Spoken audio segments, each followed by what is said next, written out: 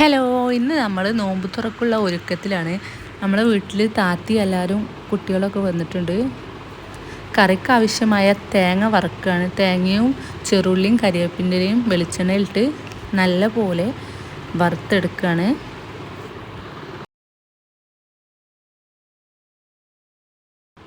ഇതുപോലെ ആകുമ്പോൾ അത് ഓഫാക്കുക. ഇനി നമുക്ക് സ്നാക്സിനായിട്ട് തുടങ്ങാം.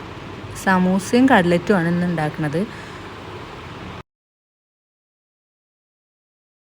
നമ്മുടെ ചിക്കൻ കറി റെഡി ആയിട്ടുണ്ട്. നമ്മൾ വറുത്തരച്ച തേങ്ങ ഇതിലേക്ക് ഒഴിച്ച് തൂമ്പിക്കാം.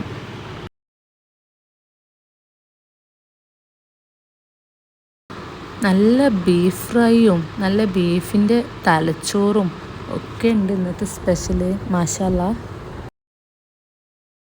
നോമ്പ് സമയമായി. ഇനി നമുക്ക് നോമ്പ് തുറക്കാം.